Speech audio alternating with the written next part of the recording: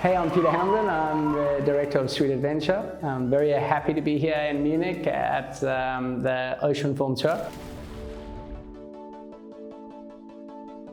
And the idea of the film came to me, we were locked down in London in COVID, and there was just this, I think there was just this love for travel that we suddenly didn't have anymore.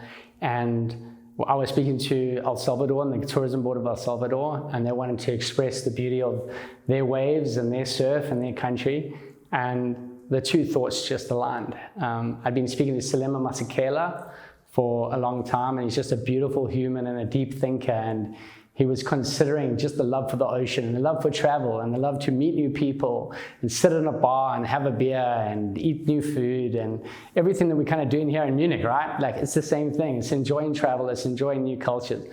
And the government and the tourism board were very gracious. They gave me full creative freedom to do what I wanted to do. And so I think that film was just written out of love for travel and love for experiencing new cultures. And that's why it was called Sweet Adventure. I didn't even want to get crazy with the heading or the title of the film. It's like Sweet Adventure. There's something beautiful about traveling and beautiful about people, right? So that's what it was about. I'm very prepared in the films that I write. I kind of consider everything beforehand, and I actually script films beforehand, but I also leave myself open to experiences. And the beauty about that was the borders had just opened up. We were just allowed to travel. So everything you see in that film and the joy you see in that film was what we experienced. And so, no, it was a new experience. We were meeting new people. Everything was just, it was beautiful. It just came together, and that's the kind of way I wanted it to be. Although it was pre-produced and scripted, it was authentic, and it was real in that space, because that was our experience. So when it comes to surf films, right, there's only so much you can plan, right? And truly, like, it's Mother Nature that's kind of dictating how things go. And I love entertaining, and that's why I plan stuff. And I do silly dance scenes with surfers like you'd never see them in the middle of the bar, and have fun in that space.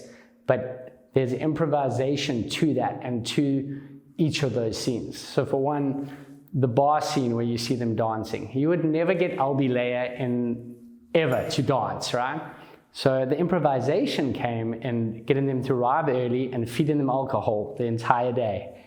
And by the time it came time to dance, they were having the best time of their lives. So the experience they had in that bar was the experience they had. They were meeting with the locals, they were dancing with the old men, they were having the best time ever. So that's where the improvisation comes in, because you don't want it to feel, in order to take these three protagonists out of their comfort zone of Hawaii and put them somewhere else, you better be sure they're having a lot of fun and they're really enjoying it, because they're not actors, they're not getting paid to be there, they're there to have fun. So it's about curating that fun, if that makes sense. Albee's notorious for doing what he wants to do, literally.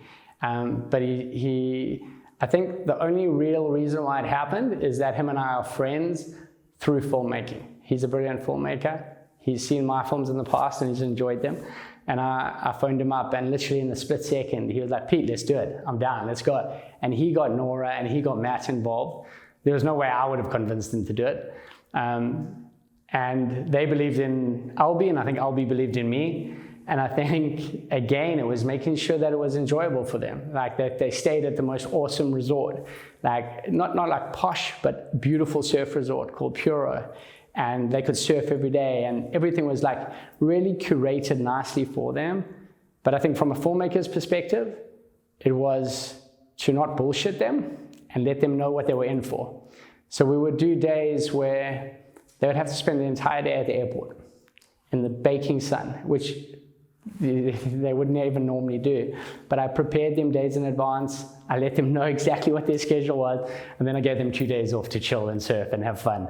So it was about managing that. And again, like the bar scene, just making sure they had a bunch of fun in that space. My previous films that I've done took me like 2 years. And I wanted to approach this in a new way. I don't think films, if they are planned correctly, if they're thought of, if they're creative in that mindset, I think you can do them very quickly. Well, not very quickly, but you can curate it well. And that's part of the reason why it was scripted. Because when you're scripted, you know your scenes. You're not just rocking up in a country and hoping something happens. You kind of script it, you plan it, and the whole process from concept through to finished edit was 9 weeks. So I only filmed for 2 weeks in El Salvador, and the rest was pre-production and post-production.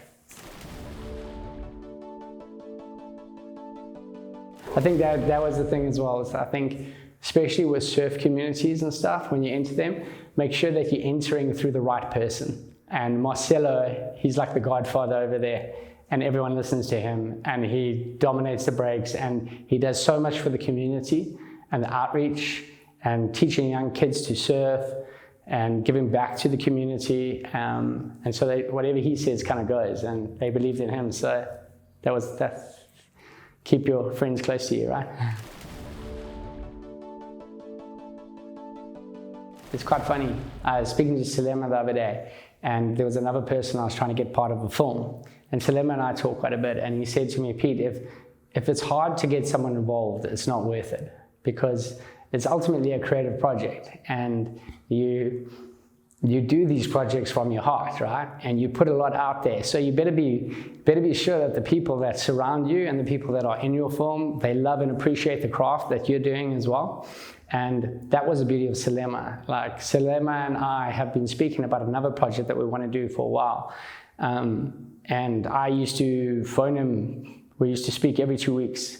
And just the joy of the man was just incredible. And he just confused me with this energy. And a lot of Sweet Adventure, the spirit of Sweet Adventure came from him. And so it just made sense for me to write him into the product. And he's got the most beautiful voice in the world. So I just asked him again, and it was so easy. I was like, do you want to be part of it? Like, would you do that script? I mean, would you do the voiceover? And would you be part of it in these? And he's like, yes, let's do it, like 100%. And at one stage, I think we wanted him to come to El Salvador, but then schedules didn't really work out, but because he's a very busy man as well. But then just the time we spent in LA together, and he's such a professional. I really think he added a level to it that we would not have obtained if it wasn't Selema. He's such a natural, and he's beautiful. He's just good. It's good to work with good people. I think my style's evolving and changing. I think that's the beauty of filmmaking. It's experimenting and working out what makes you feel a certain way.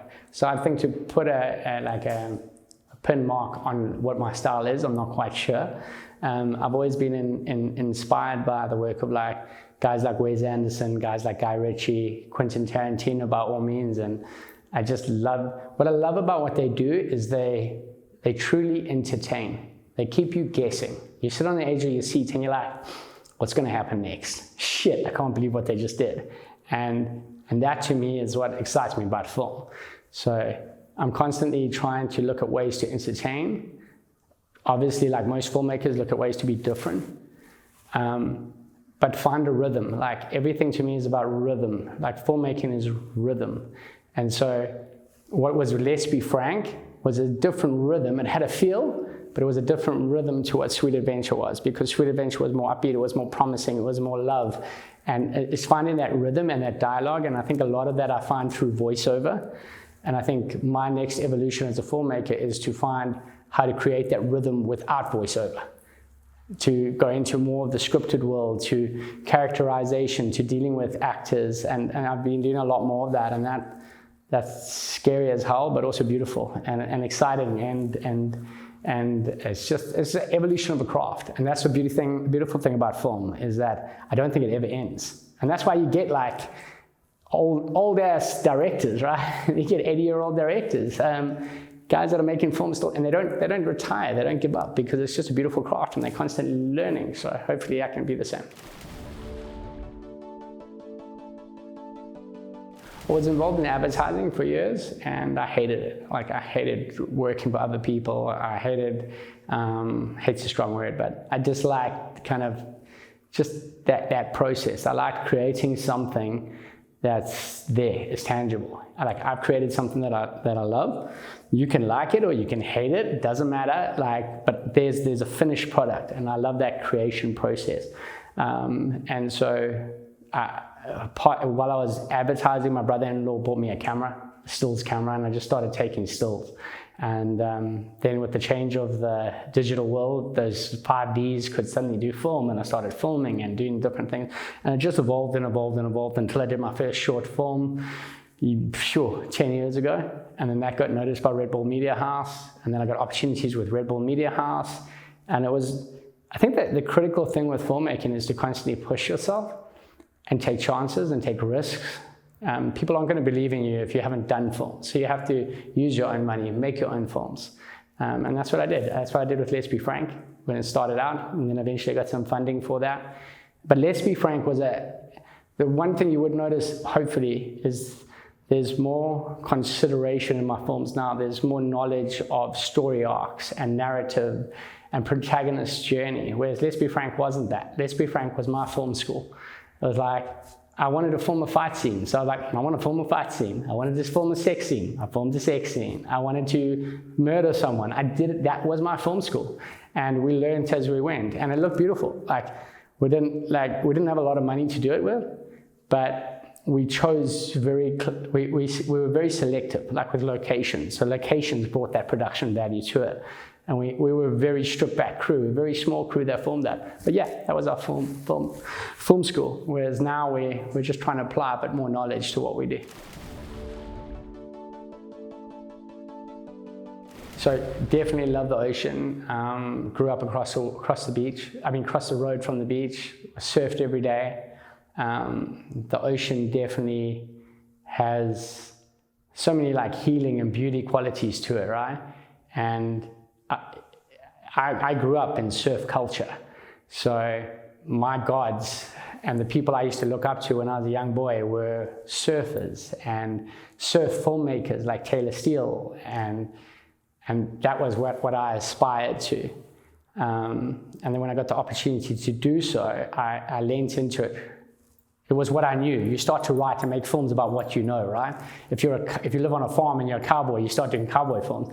And I was the worst surfer out of all my friends. So it made sense for me to be on the beach with a camera because I was the worst. And I still am the worst. And I think I just, by default, went into that. But also I didn't enjoy surf films. Like, I find surf films, they don't study film narrative. They just action, interviews, and I found them very boring. And I used to go watch them in cinemas, and you can see the people are bored. You can see the surfers bringing their girlfriends or girlfriends bringing their boyfriends, and they're sitting there waiting for the film to end. And that's really not the premise of what filmmaking is supposed to be. It's supposed to entertain. And so I saw a gap in that. I was like, let me try and do something a little bit different. So I just have an immense love for the ocean, love for the sea, love for surfing, and I wanted to give back to a degree in that space. Do I want to stay in that space? And those are the only films I want to make? No. But by default, people have seen what you've done and they push you back in that box. So then you start making another surf film. And I love it, man. It's like, it's cool. I do. I make sure I don't surf when all the good surfers are, because I don't want to embarrass myself, and I have to maintain some sense of credibility as a filmmaker, especially when I'm making surf films. But yes, the opportunity to get in the ocean when we do is beautiful. And that's what's cool about El Salvador. Just we got to surf amazing places, and it's super chilled. And we filmed a little and we surfed a little. It was good. I can't remember what it was called, but there was a private beach that we went to. Marcelo's one friend had a private beach, a secret spot. And he wouldn't tell us much about it. You literally went along a freeway and you just turn off the freeway down this dust path. And then suddenly we're just waiting there, and the guys come on motorbikes and they pick us up and put us on the back of the motorbikes. And then you're going down this crazy path, and you got down to the bottom, and he has this house set up, but it's got no electricity or water, but it's just a beautiful house. And with this beautiful veranda, and you walk out, and there's just this amazing beach below. It's in the film. It's the secret spot they talk about. And that was incredible. And I wish I could have spent more time there, but that would probably be my favorite spot.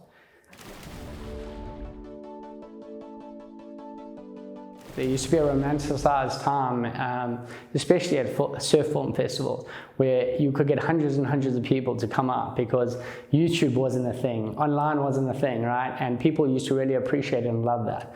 And it's a very difficult world now for film people who do film festivals to get crowds and to really have that romance of what it's about.